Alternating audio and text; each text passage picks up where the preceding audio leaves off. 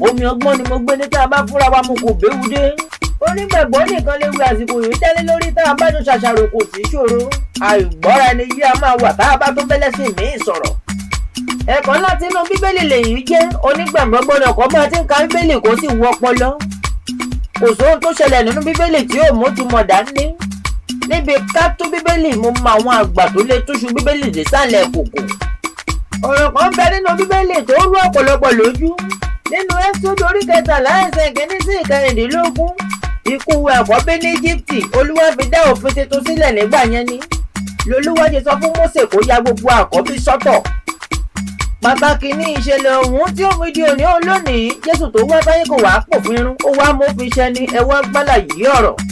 Àwọn òfin kan bẹ tí ò yí padà tó dúró láéláé. Ara wọn ni 10 commandments, òfin 10 nìyẹn. A ní 613 òfin. 613 laws. Inú òfin ìwà tó jẹ́ ceremonial law nìyẹn wà. Àwọn òfin kan bẹ tó jẹ́ pé fún àlàáfíà ara wa ni. O mu gbó, o mu sìgá, o wá múlétí onígbó, o múlétí onísìgá, ẹjọ́ mu gbogbo ẹ̀ náà ni. Ìdí ni wípé bí wọ́n ṣe ń tu èéfín ló ń fa gbogbo rẹ̀ símú. Ó ń dé ọjọ́ orí kù bó yóò mọ̀. Ewu tó ń bẹ níbẹ̀ kò kéré. Gbogbo òfin wọ̀nyí làwọn òyìnbó ti mọ̀ lọ́dọ̀ tiwọn. Ó dàbó gírí ilé bá ń sun pàápàá. Ó láwọn àìsàn tó ń mú wá. Ọlọ́run kó máa ń ṣọ́ wa. Àwọn òfin kan ń bẹ tó pọ̀ bá a mọ̀. Ẹ jẹ́ ká fetí sí oúnjẹ àtẹ̀wé ń wí. Ká má gba ìgbàgbọ́ sódì gbogbo wa. Ẹ jẹ́ kí n bi wá ṣóúnjẹ mímọ́ ń bẹ ṣóúnjẹ àìmọ́ wà. Ìwádìí alágbára lèyí. Tó o bá jẹran màlúù kó tó ṣiṣẹ́ tán lára èèyàn ṣẹ̀kan á pé. Tó o bá jẹran ẹlẹ́dẹ̀ kó tó ṣiṣẹ́ tán lára èèyàn á lóṣù 3. Jẹ adìyẹ kó o jẹ tòlótòló kó o ṣiṣẹ́ ọjọ́ 3 lára kó o gbáyé ìgbádùn. Kíkú lè máa kú tẹ́ ẹ bá jẹ yìí, kúkú lè máa kú tẹ́ ẹ bá sì tún jẹ yẹn. Ìgbà wo náà ló ní kú tó ń jẹ bá ń lo dídí oṣù 3 nínú ọmọ ẹ̀dá èèyàn. Ẹ jẹ́ ká máa dúpẹ́ lọ́wọ́ Ọlọ́run fún májẹ̀mú tuntun tá a jọ ń lò lọ́wọ́lọ́wọ́. Ìdájọ́ Olúwa kò dàbí ìgbà kan.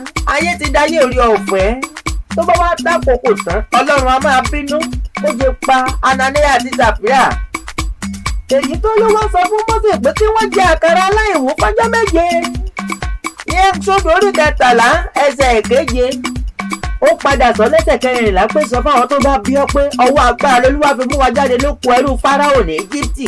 Èyí ló jẹ́ kí n wí pé báwọn ọmọ wọn bá ń bi wọ́n láwọn ìbéèrè kan, ẹ jẹ́ ká máa dá wọn lóhùn káyé pa wọ́n lẹ́nu mọ́. Torí iye wọn máa ń ṣí láti béèrè àwọn ìbéèrè kan. Wọ́n bá ti wá gbọ́ wọ́n ti mọ̀ bẹ́ẹ̀. Ìwé mímọ́ jẹ́ kó yé wa pé Ọlọ́run kò fojú kéré àwọn àkọ́bí rárá. Ló fi jẹ́ pé àkọ́bí ló máa ń ru ẹrù tó pọ̀ gan-an. Àìmúra àkọ́bí ó lè fa ẹni tó ń bọ̀ sẹ́yìn. Agbára òrìṣà, agbára àdìmọ́ á máa tẹ̀ láwọn àkọ́bí. Bí kò bá jáde nílé onígbàgbọ́, akọ́ṣẹ́ lòun sì máa ń ṣe kó tó bọ́ lọ́wọ́ ogun. Báwọn bàbá rẹ̀ bá ti ṣẹ́gun ọ̀hún kó tó dáyé ló lè báyé rẹ̀ nírọ̀rùn. Ẹ jẹ́ ká túbọ̀ mú ìgbàgbọ́ lójúlówó. Ipa òyìnbó aláwọ̀ funfun John Nurse kò kéré ní Scotland. Ẹ̀rù ojú iwájú Nàìjíríà ń bà mí tí mo bá rí gbáyé táwọn òyìnbó ń gbé. Ẹ má ṣe jẹ́ ká gbàgbé pé májẹ̀mú ń bẹ lórí gbogbo wa. Olú àlùfáà ní gbogbo wa, ẹni tá a yà sọ́tọ̀. Mo sọ yìí mo dúró síbí. Bá a bá ń gbé ní ewé, bá ń ṣe bẹ̀ nú èpo ẹ̀pẹ́ ń tó máa yọ́ ẹni kò dẹ̀ yọ̀ á sì máa pariwo ebi. Akẹ́rẹ́ olóyè mẹ́ńjẹ́, Akẹ́yìndé lórúkọ ìkejì tèmi, àṣà mi ìṣe mi ni, orí wa ò ní burú, ẹlẹ́dàá wa ò ní gbàbọ̀dè.